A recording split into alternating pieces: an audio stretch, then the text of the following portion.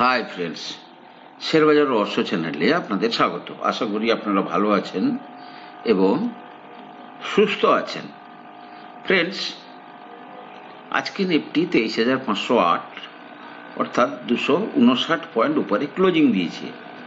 Bank Nifty 49,587 অর্থাৎ 275 point উপরে closing দিয়েছে।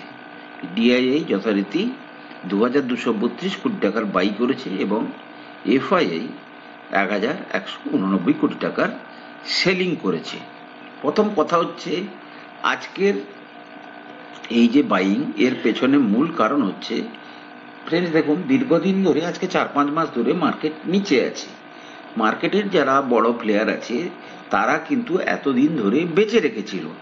কালকে বাজেট আছে, বাজেটের আগে মানে ধরুন কালকে বাজেটে এমন কিছু জিনিস হয়ে গেল যাতে করে মার্কেট উপরে চলে যায়, তাই তার আগে বড় প্লেয়াররা কিন্তু তাদের যে সেই শর্ট পজিশন বেশ কিছুটা কভার করে। দ্বিতীয় যে জিনিসটা হচ্ছে সেটা হচ্ছে, মার্কেট আজকে কিন্তু অত্যন্ত লোভনীয় একটা লেভেলে ক্লোজিং দিয়েছে, অর্থাৎ 23,508। কিন্তু এই লেভেলটা অ্যাটলিস্ট যদি 2-3 দিন সাস্টেন করে, অর্থাৎ এই উপরের লেভেলে যদি মার্কেট থাকে, তাহলে কিন্তু মার্কেটের মধ্যে একটা শক্তি বৃদ্ধি হওয়ার সম্ভাবনা প্রবল। আমি দেখুন ডে ক্যান্ডেলে আপনাদেরকে চার্টটা দেখিয়েছি নিফটির, তাতে দেখা যাচ্ছে নিফটি আগামীকাল যদি বাজেটের রেসপন্স ভালো থাকে, নিফটি কালকে কিন্তু এই যে ট্রেড লাইনটা দেখতে পাচ্ছেন 23,800 লেভেল, এই সমস্ত জায়গাতে গিয়েও ধাক্কা মারতে পারে। আর যদি এর উপরে ক্লোজিং দেয় তাহলে কিন্তু মার্কেট টাইম বিং কিন্তু বটম আউট হয়ে গেল বলে ভাবা যেতে পারে। কিন্তু এটা অত্যন্ত মানে আর্লি হয়ে যাবে। কালকে বাজেট কিভাবে কি আসছে সেটা আগে দেখার পরে এই ধরনের ব্যাপারে ভাবনা চিন্তা করা যেতে পারে। যাই হোক ফ্রেন্ডস, অনেকদিন পরে আজকে রিটেল ইনভেস্টররা তো প্রচন্ড আবেগপ্রবণ, তাই তাদের মুখে অ্যাটলিস্ট হাসি ফুটেছে এই ধরনের একটা আপ মুভমেন্ট দেখে। কিন্তু আপ মুভমেন্টটা কালকের বাজেটে যদি স্থায়ী হয়, দেন ভাবতে হবে যে মার্কেট টাইম বিং কি হলো না বটম আউট হয়ে গেল। নেক্সট যে জিনিসটা দেখুন ফ্রেন্ডস, মার্কেটে দেখুন, আমি বারবার ধরে আপনাদেরকে বলি, মার্কেটের টেম্পারমেন্ট আসতে 1 বছরে আসবে না, ইট উইল টেক। দেখুন মার্কেটের কিছু সাইকেল যতক্ষণ না আপনি অতিক্রম করছেন, ধরুন আপনারা এই যে 4-6 মাসের যে বিয়ার ফেজের সাইকেলটা দেখলেন, এতে আপনাদের অনেক অভিজ্ঞতা হলো। তেমনি বুলিশ সাইকেলও যখন দেখবেন, তারপরে কিন্তু দেখুন একটা সাইকেলে শিখবেন, তারপরের সাইকেলে গিয়ে হয়তো দেখা যাবে আপনারা কিছু কিছু জিনিসকে বাস্তবায়িত করতে পারছেন। যেভাবে নিফটিতেও হবে, তেমনি প্রত্যেকটা সাইকেলেই কিন্তু এই যে নিচের লেভেলের যে সাইকেল এবং উপরের লেভেলের সাইকেল, মাঝে যে কনসলিডেশনের সাইকেল, এই সাইকেলগুলোকে যত আপনারা অনুধাবন করতে পারবেন, তত কিন্তু আপনাদের মধ্যে ম্যাচুরিটি আসবে। দেখুন কিভাবে মার্কেটকে ম্যানিপুলেশন করা হয়, এবং সারা বিশ্ব জুড়ে এই ম্যানিপুলেশন করার জন্য কিন্তু বহু লোক আছে। কিছুদিন আগে আপনাদেরকে বলেছিলাম হিউম্যান মেটা নিউমো ভাইরাসকে নিয়ে মিডিয়া হাইলাইট করে মার্কেটকে ভাঙলো। তার একদিন দেখেছেন যে ডিপসিক, চায়নার আর্টিফিশিয়াল ইন্টেলিজেন্সের চিপস বা তার যে চ্যাট জিপিটি টাইপের যে অ্যাপ, সেই অ্যাপ এত সুন্দর এবং এত সস্তা। ধরুন চ্যাট জিপিটি যেখানে 60 টাকা লাগে, সেটা এখানটাতে লাগে 2 টাকা 60 পয়সা। ঠিক আছে, মানে এরকম একটা হিসাবে এত সস্তা, সেটাকে নিয়ে কিন্তু সারা বিশ্বের মার্কেট কিন্তু ভেঙে দেওয়া হলো। মানে কি, বিশ্বের মার্কেট বলতে কি আমেরিকার যে টেকনোলজি মার্কেট, সেটাকে ভেঙে দেওয়া হলো। Now actual picture is coming out কি না, এই যে DeepSeek has been using US chips that are not allowed to be shipped to China. Clear? তার মানে তারা এটাকে চুরি করে এই কাজটা করতেছে।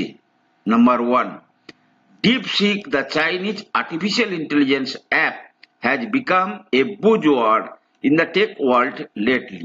The app has surpassed Open artificial intelligence ChatGPT on App Store. In a latest move, the US Navy has asked its member not to use DeepSeek কারণ এতে সিকিউরিটি রিজন আছে প্লাস এথিক্যাল কনসার্ন আছে, সুতরাং আপনারা এটাকে use করবেন না। US navy তার সমস্ত ডিপার্টমেন্টকে কিন্তু ইমেল মারফত ওয়ার্নিং দিয়ে দিয়েছে কেউ ডিপসিক ইউজ করবেন না। এবারে কিন্তু ডোনাল্ড ট্রাম্প কিন্তু প্ল্যান করছে, উনি আরো কিছুটা খতিয়ে দেখার চেষ্টা করছেন। ট্রাম্প ইনভেস্টিগেটিং চায়নার artificial intelligence app over national security concern. ঠিক আছে, সুতরাং আগামী দিনে ডিপসিক যদি ব্যান হয়ে যায় তাহলে কিন্তু চায়নার সম্পূর্ণ ভান্ডা ফুটে যাবে। বুঝতে পেরেছেন ফ্রেন্ডস? মার্কেটটাকে কিন্তু আপনারা শুনুন সবকিছু, দেখুন সবকিছু, কিন্তু শেয়ার বাজারের বিজনেসটাকে কিন্তু আপনারা কিন্তু একটু দূরে রাখুন, সেটাতে যেন আপনাদের সবকিছু জিনিস যেন ঠান্ডা অবস্থাতে থাকে। হুটহাট করে কোনো জিনিসের সিদ্ধান্ত নিতে গেলেই কিন্তু দেখুন ফ্রেন্ডস, আমি আমার অভিজ্ঞতা বলছি, কারণ কি আমি আমার অভিজ্ঞতার নিরিখে যেটা শিখেছি সেটাই আপনাদেরকে বলছি। সুতরাং হুটহাট করে কোনো জিনিসে বিক্রি করে দেওয়া, কিনে নেওয়া, এই সমস্ত জিনিসগুলো থেকে যত তাড়াতাড়ি আপনারা টেম্পারমেন্টালি স্ট্রং হবেন, বুঝবেন, চার্ট দেখাটা কিন্তু শিখুন। চার্ট কিন্তু আপনার রেজাল্ট থেকে শুরু করে ফান্ডামেন্টাল থেকে শুরু করে সব কিছু কিন্তু আগে থেকেই বলে দেবে। ঠিক আছে, চার্ট দেখাটা শেখার চেষ্টা করুন। আচ্ছা, সেবি ফিনফ্লুয়েন্সার। এবার ফিনফ্লুয়েন্সারটা কি? ফিনফ্লুয়েন্সার হচ্ছে আমাদের মতো লোক, is one who gives the ordinary investor information and advice on an array of financial topics such as stock market, trading, personal finance and mutual funds. সেবি কি করেছে, এদের ওপরে কিন্তু একটা বড় লাগাম কষার চেষ্টা করছে এবং দরকার পড়লে তাদেরকে সাসপেন্ড করা, ব্যান করা। এবারে এর মধ্যে একটা টপিক আছে, সেটা হচ্ছে কি, দেখুন আমরা রিসার্চ অ্যানালিস্ট নই, আমরা কিন্তু বলে দিই। দ্বিতীয়ত হচ্ছে আমরা কিন্তু কোনো প্রকারের, ধরুন আমার মতো যারা ইউটিউবার আছে, আমরা কিন্তু কোনো জায়গা থেকে কোনো চার্জ নিই না। ধরুন আমার যে ভিডিওর যে অডিয়েন্স আছে, আমার হয়তো দেখা গেল কোনোদিন 10 টাকা, কোনোদিন 5 টাকা, আমি সেটার দিকে কিন্তু অত বেশি নজর দিই না। কিন্তু মেন জিনিসটা হচ্ছে যে আমার যতটুকু এক্সপিরিয়েন্সের ভিত্তিতে নলেজ আছে সেটাকে কিন্তু আমি আপনাদের কাছে বোঝানোর চেষ্টা করি। বাট যারা রিসার্চ অ্যানালিস্ট হয়েছে, অর্থাৎ সেবি সার্টিফাইড রিসার্চ অ্যানালিস্ট, তারা মানে এত হাইলি চার্জ করছে। দেখুন এই মার্কেটে যারা আসতে চায় তাদের কিন্তু প্রচুর পয়সা।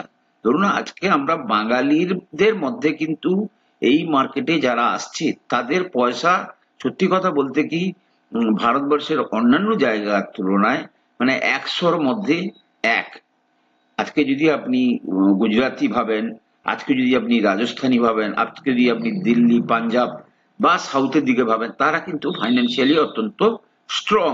প্লাস যারা বড় বড় আইটি কোম্পানিতে চাকরি করে, বড় বড় ম্যানেজমেন্ট লেভেলে চাকরি বাকরি করেছে, যারা ধরুন স্পেশালি লেডিজ যারা এই সমস্ত জায়গা থেকে শেয়ার মার্কেটে আসতে চাইছে, তারা কিন্তু প্রচুর পরিমাণে চার্জ দিয়েও শিখতে চাইছে। এবারে এক একজন এত চার্জ নিচ্ছে এবং তারা অলমোস্ট তাদেরকে টিপস দিচ্ছে, অর্থাৎ ট্রেডিং করাচ্ছে। তো এই জিনিসগুলো SEBI has issued a draft circular to restrict finfluencer from using the latest share price data. না, আপনি যদি বোঝাতে চান তাহলে 3 মাসের পুরনো ডাটা নিয়ে বোঝান, কিন্তু ডে টু ডে মার্কেটের প্রাইস নিয়ে আপনাকে বোঝানো চলবে না। When providing educational concept, the regulator also prohibits non-registered influencer from making claims about return, with penalties for violation, including fines or suspension of regulation.